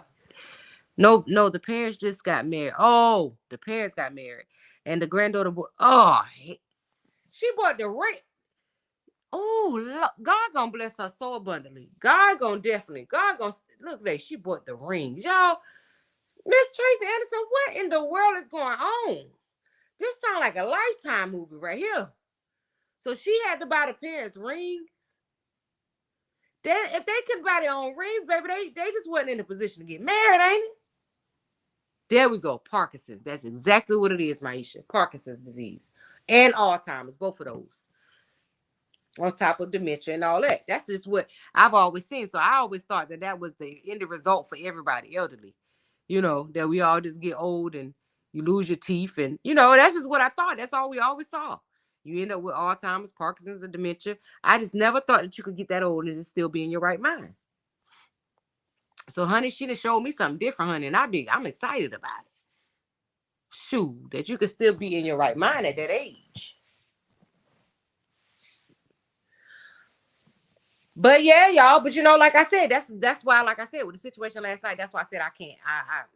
I just, I can't say for sure. I can't take a side in that between that mother and son, because I just know what children are capable of. We've all been kids, and maybe you haven't done anything. And like I said, when I said it, I didn't say it for that to happen to her. I didn't know my daddy was a monster. And like I said, I still love my parents regardless of what they were. And I always say that when I get sad, I'm like, I do anything, even to have them for 24 hours. I still love them regardless of anything that I've gone through in life. Him, I don't know much about his upbringing. I know his family, but they never sat down and told me about his upbringing. But I know he was in the military. But my mama, I know her upbringing. So knowing her upbringing made me understand more of why she inflicted the pain she inflicted on us. Because she couldn't fight the world, so she fought us. That's the way I feel about it. It don't seem like she stood up to anybody else in her whole life but us. When we was never her enemies, nor did she ever have to stand up against us. But on the outside, we looked like the perfect happy family. Except for me, because everybody always knew, because I always made myself clear. They were like, that girl ran away again. She in the foster home again. And they told her the last time, the judge said, every time I put her, Judge of Baltimore said, every time I put her in foster home, by nightfall, she run back to you. And I'll never forget, he said, do you understand how much that child loves you? No matter what you do to that little girl, no matter how far we take her, we are the hitchhike and all, I'm getting back to my brothers. So it was more about getting back to my brothers. But I wasn't staying on night in no foster home. They got me good. One time they took me too far away, so I had to stay for 2 nights till I figured out how I was going to make it back. But I had to get back to my brothers. So he told her, He told her, he said, if you put your hand on her again, I'm going to put you under the jail. And you know, my mama said there and told that judge, if I can't hit her, y'all keep her. What?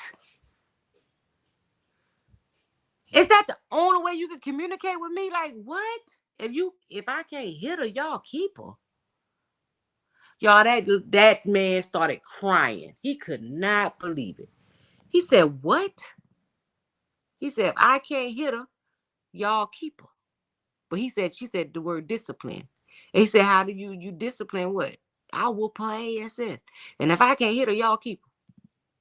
I looked over at her. Y'all, at this point, I had became so strong, I just started laughing. Like, all right now. All right, keep on now. I remember one time I jumped out a 2-story window to keep her from beating me. I ain't finna get no butt cutting today because I ain't even did nothing. He done made you mad. Me and my brothers hiding in the closet. I told my brothers, I love y'all, but I'm about to go. And they already knew. They so used to me running. They was like, all right, sis, we love you. Y'all know I'll be back tonight, but I got to go for right now. I jumped out that 2-story window, hardtail. Like my brothers, I'm gonna get them to come on this panel one day. Like, y'all, we went through it. And everybody be like, don't make no excuses for her. I ain't making no excuses for her. I just understand. I ain't making excuses. She gone. So what would any excuses be made for? She gone now. Whatever happened during that time, her and God had already had that conversation. So, you know, that's she with her creator. So, you know, I don't got nothing against her. I love her. And I still pray for God. Please, God, don't hold her. He saw her. This is why they say God look out for fools and babies. When people endure that kind of trauma and they never fight for themselves and they do that thing, they are still in the pool of a fool. Because they outside their body. They can't even control their own mind. You can't control your own mind. You don't control nothing. So they still, the people that stick around and do stuff like that, God understands your heart, regardless of who you are. You can come back for anything. So still, every bit of me believes she's in heaven. Because we still was in church every Sunday. You know, this is why I be saying too something about them church folks. You still never know what them church folks be doing. Miss 19, a week ago, you told me to remind you of January 26th. Oh, yep, it sure is. Happy birthday to you. Y'all, it's Mr. Dwayne Harris' birthday. Happy birthday to you. Happy birthday. Happy birthday to you. Y'all, it's his birthday. Happy 63rd birthday, King. May God bless you abundantly, overflow, and may you have many, many, many, many, many more years to come.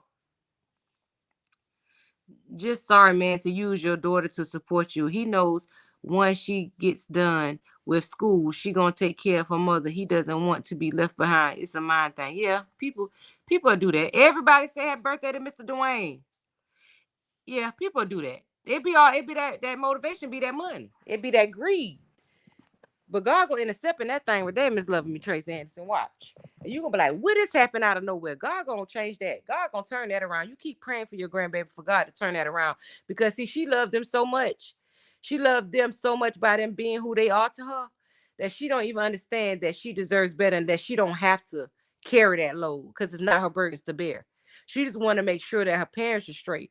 But she got to understand too that you have to have limitations. It's okay to have limitations, and it don't mean you don't love them no less. But you got to require them to be adults and do what they're supposed to do, because those tables should be totally turned. Everything you should be saying is, you know, them doing that for her, not the other way around when they able-bodied. That's weird. Like that makes zero sense. That should not be like that. And I'm so sorry that you have to sit back and endure and you feel helpless, because I know you want to do more, but you feel helpless. You like, I'm just the grandmother, you know. But I know you want to do more, but don't beat yourself up about it, Miss Tracy Anderson. God gonna intervene. Just ask him to intervene. And when you give it to him, leave it there. Don't keep revisiting it. Because see, when you revisiting it, he gonna feel like, oh, I'm a step back then. You feel like you can handle it better than I can. So I'm just gonna see how you handle it then. That's what I had to learn. When you give things to God, don't try to take it back. He can deal with everything way better than we can. You know it's the love. You know it's nothing but love over here, Mr. Harris. But yeah, y'all, it's just so many, story times. Like it's just so much stuff that got me to where I am now. To a place where now, that's why I said it was a time in my life I was not a good person. But of course, when you try to talk to people about what you go through, they always try to say you using that or as a crutch or you using that. No, understand, I'm only mentioning it because now I see why I'm the way I am. Because sometimes I used to ask myself, why are you so mean? And you look in the mirror and everywhere you go, everybody talk about how pretty you is, but you don't see that. You feel like you even when they started dying and stuff, I started feeling like, God dog, what is wrong with me? You know, I started feeling like God didn't love me. I wasn't worth the love from nobody. Like if my own mama do that to me, so I wasn't receptive of anybody who may have been genuinely trying to love me. I couldn't see it anyway. That's why I was saying to that person who was talking about that earlier about people being receptive. Wanda Clayton, Miss Clayton. Some people just not receptive. They don't know how to take it because they're like, I never felt that before. What is that? So if your own mama don't give it to you, how you gonna trust it coming from somebody else? That's the first person that should show you genuine love. You don't know how to receive it. And sometimes you just don't know what it is. So you start taking it from everybody thinking it's genuine and it's not. That's what traumas do to you. But the great thing I can stand here today and say, it comes a time in your life when it's all revealed to you. When you ask God to reveal it to you, you don't want to be the same person that you were. And you ready, you open for everything to be revealed for you, all your suppressed memories, everything just come back to the surface. You ready to deal with it. It all is revealed, and then you start understanding why you move the way you move. It don't matter whether the world understand or not. Be true to yourself and don't make nobody else think you victimized. Oh, you just want to play the victim. You gonna say that because you never been in those shoes. You gonna say that because that's just easier to say than actually sit down and understand where a person is coming from. You just feel like people are all bad people because they just chose to wake up and be a bad person. No, sometimes they're not even operating in their own space. They out their body. Some people move around like robots, y'all. Some people move around and their whole day is only trauma driven. They are walking around here and like aliens. They out their body. They don't even know who they are. Because they're so filled up with nothing but negativity and negative things that's happened. They don't feel worthy. Nobody loves them. So they walk around just hurting people and being deceptive. They don't care. The 12 steps of recovery says more will be revealed. Amen. And that's what it prepares you for. It gives you the strength to be open to what's revealed. But you have to actually be ready to be open because sometimes the things that are revealed will hurt you a little more. So make sure you're at a place to heal from what you know and what you don't, what you know, remember, and what you don't remember. Because like I said, as humans, we're very good at suppressing stuff. So sometimes you'll go to sleep. Y'all doing this journey, y'all, I went to sleep and started having memories of stuff that I never ever over these years thought about. But in this journey, I'll go to sleep sometimes and God will be revealing stuff to me in my sleep. And then I wake up, I'll be like, wait a minute, I remember that. It be like deja vu, y'all, sometimes. And it is be feeling like I'm back in that space, but the outcome is always different. The outcome is always in my favor. It's like I do it again, but not really. I do it in my sleep. I do it in my dreams. And he makes sure I'm victorious. It's like, I don't know. I can't explain it to y'all what's happening, but y'all, I can tell y'all it's amazing.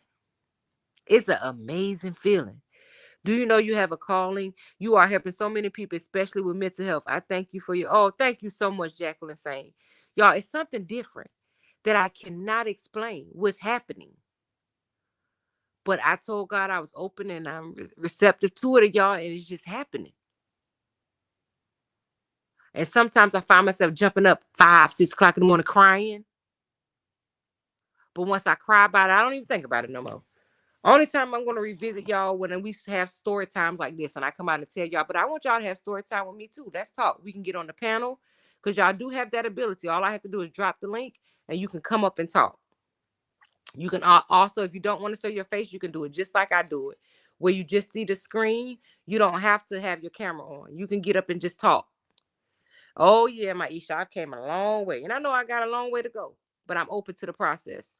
I'm open to the process because I know that I have to. I have 9 children and 6 grandbabies depending on me to be the best version of me that I can be, not the best version of what society wants me to be or what nobody in my family think I should be. The best version of me for me that I want to be and that God wants me to be. Nobody else. Right. I sit back. The brother just graduated, class of 22, teaching him to be sorry like that. Oh my God. Smoking all day. My granddaughter works in school. I know you just wish you could take her up out of there.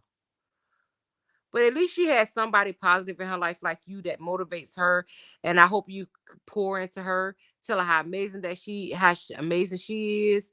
And just constantly continue to tell her how to be better. Even if she needs to move away to start a life. Because sometimes that's what it takes to move away, start new, where you don't know nobody, go somewhere and I've seen a lot of people become way more successful and become way more happier, believe it or not, moving completely away from their family because they don't have nobody there depending on them or leaning on them. It's just them.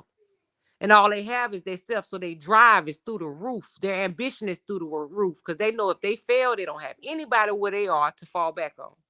So it gives them a drive to just conquer everything that they want to conquer. So a lot of times that helps a lot of people just moving away from family. Because like I told y'all, sometimes family can be your biggest, oh Lord Jesus. Sometimes family can be your biggest obstacle in your life. Sometimes the devil will use the people that you love the most to destroy you. He will use the people that you love the most, even your children, to destroy you. Even when you're trying to elevate in life now. See, you notice when you start doing good in life, you start elevating in life, everything around you start crumbling and going wrong. And you're like, why am I seem like I'm constantly under attack?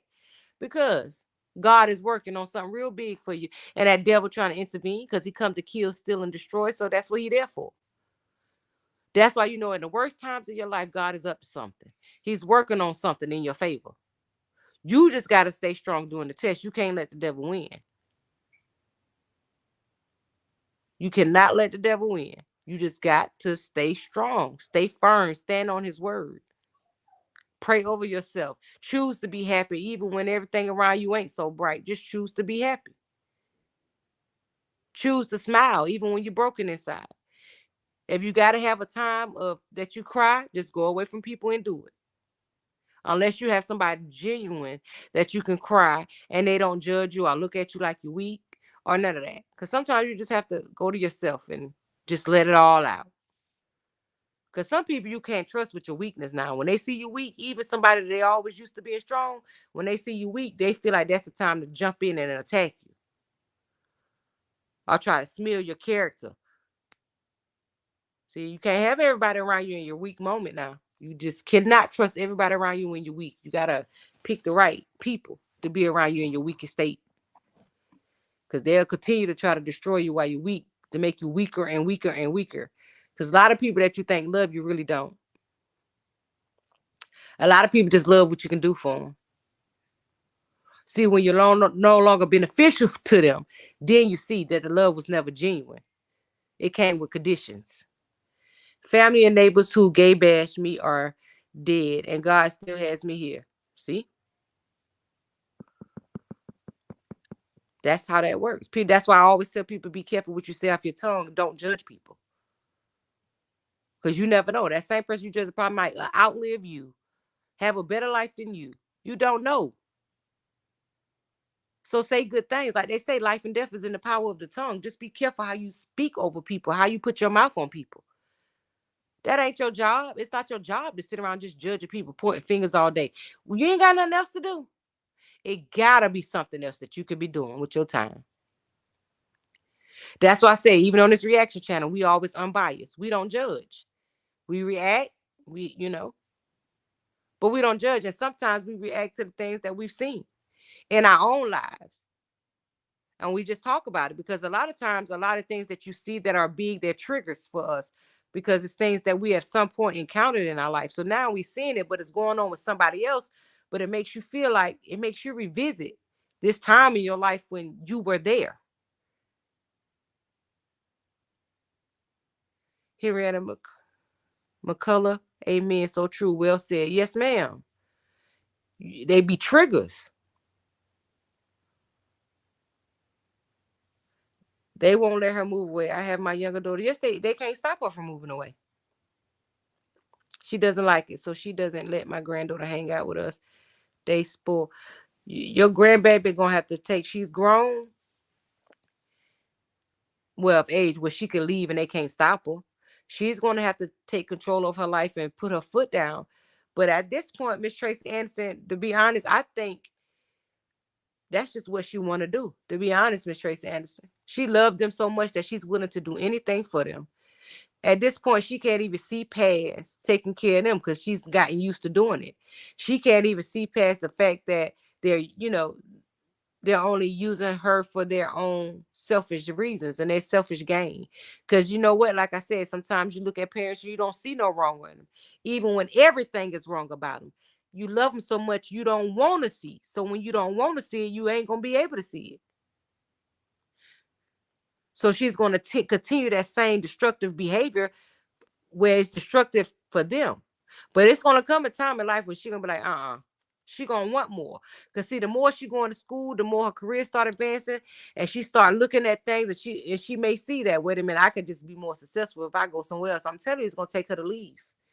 Cause parents, I mean, I'm telling you, them parents, that love for them parents, y'all, some kids, that junk be, it be deep, which it should always be, but it should never be taken advantage of. It should never be taken advantage of just because you gave somebody life. That doesn't mean you do anything to them because you they mama or you they daddy. You know that old saying they always used to tell you, you play with me, I gave you life. What's the how the saying go? I brought you in this world, I'll take you out. The hell you say? I don't know who told you that. They lied to you. Yeah, you can stop saying that. You can stop saying that, baby. You tried. No, ma'am, no ham, no spam, no turkey. You can stop saying that. Since a lot of those little old sayings that told y'all a lot about how our people, how our ancestors and people before them, how they was raised, because those old sayings go on generations and generations and generations. I brought you in this world, I'll take you out. You be sitting back thinking your mom and daddy could kill you. Like, oh, so you got a right to kill me? You know what I'm saying? You don't be knowing no different, and they start telling you that real young in your age when you coming up. So you done got that implanted in you, like, ooh, because they my mom and dad, they can really do that. See, a lot of kids don't know the difference, so they hear that when they've been feeding that since they was little enough, while they little brain growing, they really believe that they could take them out with no regard. Like, okay, because that's my mom and dad, they can really do anything to me, and they ain't gonna be punished because they start feeding them that negativity from a very, very young age. And then that continues to go. They start telling their kids, I brought you in this world, I'll take you out. That's one thing I never said. That's one old, and I've heard every adult in my family tell each child that foolishness. You a lie. You a lie. You tried. God doggone it. Stop feeding them, churn that mess. I brought you in this world, I'll take you out. No, I won't you, but you buck at me. That's what I believe we can box. Once I don't care what nobody say. Once you old enough and you think you gonna buck at me, we gonna box. Period. Facts, Dwayne Harris. That's a lie. You ain't just because you brought me in, you can't take me out. This is my own life now. You better stop that. I'm sorry that your grandparents and your parents told you that, but you ain't finna play. You can stop saying that to me, because it ain't happening, Captain. Not without a I'm gonna try to defend me. I don't get now. You trying to take me out of here now. Forget that mom and daddy mess now. You trying to take me out of here. All right, well, I supposed to just sit here? God ain't say that's what I gotta do. He said honor thy mother and thy father. Now he ain't say let y'all now. You adding words. But yeah, I just Then what she did at their age, my daughter 23, 21, and 20 years old, she lives through my granddaughter. A lot of mothers do that. My daughter is 40 and she said they do spoil. Yeah, a lot of mothers do that. live through their children, vicariously through their own children. They rather go around and brag about their children's accomplishments all the time, give themselves a pat on the back, and knowing good and got dog and well on the back end, you had nothing to do with that child accomplishments. Your child, that's just like those fathers that pop up out the blue. Ain't never been there for the child, but when the child become an NFL star or this or that, now they want to jump and stand beside them. Oh, my son. If you don't get, you ain't did nothing for this child. But mothers will do that. They'll live vicariously through their daughter. Instead of going out and trying to get some achievements of their own, they try to piggyback off what their daughter done did. And they want to give themselves all the credit for where their child went. You would feel if you wasn't the one sitting up in that class doing that work, that child was. That is that child's accomplishments. If you feel like so proud about it, go do it for yourself too. Know that you deserve it too. If you able-bodied, go do it. If you proud that your daughter is a doctor and you feel like that's the stage of nirvana, that's the highest place in life that you would want to be, why you ain't at the school trying to be a doctor instead of piggybacking off your daughter being a doctor? Her accomplishment is not yours. You started it, you set the foundation and hopefully supported her through it, but that's her accomplishment, not yours. Let her take the credit for the hours that she put in. It wasn't you doing those clinicals. It was her. It wasn't you not getting no sleep. It was her. That is not your accomplishment. That is hers. But a lot of mamas do that. And then a lot of them, they sit back and they don't do nothing with their life. And now they want to hate their daughters and sons because they doing something with them. Oh, they think they better than me. They this and that. No, it ain't that. It's that you don't value yourself. Get your behind up and go do something for yourself.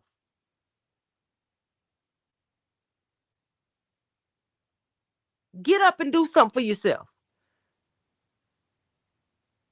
It's okay to take pride in the children that you raised, but stop piggybacking off their accomplishments and doing too. That ain't your accomplishment. It's not your accomplishment. And see, that's what a lot of kids be upset about too. When they get accomplished, now everybody want to talk about, oh, it's the great mom and daddy. I mean, they played a part, but it's not their achievement. Because like I say, some people are the best parents in the world and they still end up with messed up kids. Some people, rich kids, have paid their way. You see all these people going up, finding out they done paid these colleges and all that. Sure, successful as a mug. What could have been successful as a mug because they done put them in the position that it was nowhere to end up but successful. And they still find a way to funk it up. You know what I'm saying? It's your fault you ran off with the man that didn't finish school. Don't hate on your sister. They finished. Yeah, yeah. That seems like that's a lot of family issues. That's vicariously living through. Want her to be everything she wanted to be instead of loving herself enough to know that she's still healthy body. She can get out and still do whatever it is she want to do in life. People give up on themselves too fast for me. Just because you're a certain age, you let the world tell you old. Please, if you still able-bodied, you feel, because a lot of these older people in way better health than the younger people and look way better too. Some of these younger people be in their 20s and look like they doggone 76, but they spoiled and unaccountable. Yeah, facts and unaccountable facts. But they want to sit here and piggyback, keep off. You want to live your whole life talking about, oh, my baby did. What did you do? Yeah, I love to hear about what your baby did one time. Don't keep, what you did with your life. I ain't hanging with your baby. I'm hanging with you. So I want to know what type of person you is. You know what I'm saying? The accomplishments of those children doesn't tell me 100% that you're a great mother. I don't give you got all doctors, lawyers, police. That's every hood child dream. They dream. Most of them dream about that from the time that they little in school when they ask you what you want to be when you grow up. It's always usually the same things: a basketball player, a fireman, a doctor, a lawyer. Some of them started later on in life, started saying a scientist. It was always the same things though.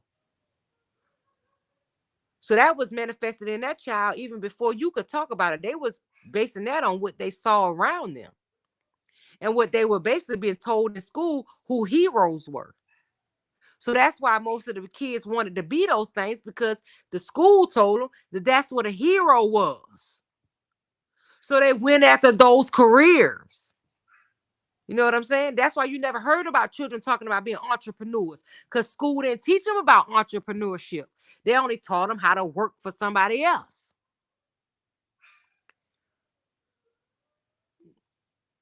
And again, that's who they showed them heroes were. So those accomplishments, like I said, it ain't taking that from the parents that you set the foundation and probably invested the money in them going to college and all that.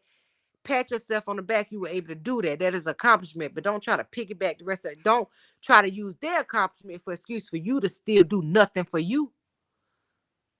Because again, their life is not yours. Their accomplishments are not yours. What have you done for you today? We ain't talking about your kids. What have you done for yourself? You know? You can't piggyback off your kids' life. Live your own life. You deserve that. You know, raise your children. Why you ain't living your own life? If you feel like being a doctor is successful or a lawyer is successful, and you feel like, oh, that's such you so happy for your child, how you feel about yourself?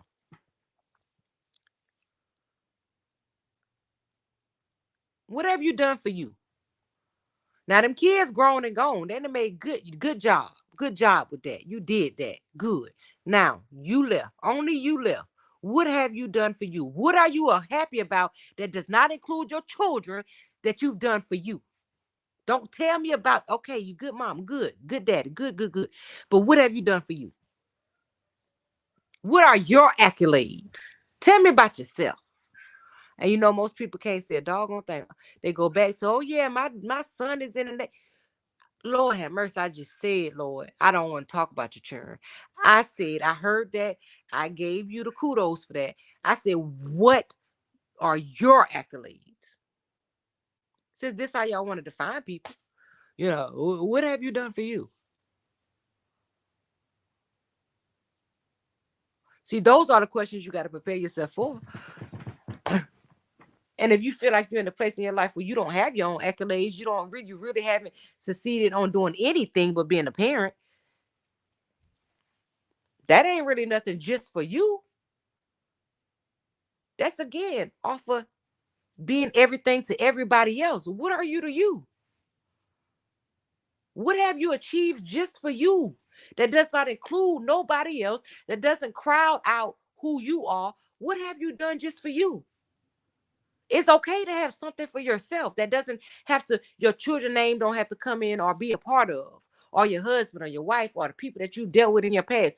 What have you done just for you? Your own achievement. Hmm? What are you? I mean, if you're happy with who you are, then that means you've achieved something. You know, you did whatever it is that you want to do in life, and everybody don't. And I hate people that say you don't have to. Let me tell you something. Right now, I got 2 degrees, over $100,000 worth of student debt, and I do not work in the field that either one of those degrees I hold is in. Okay,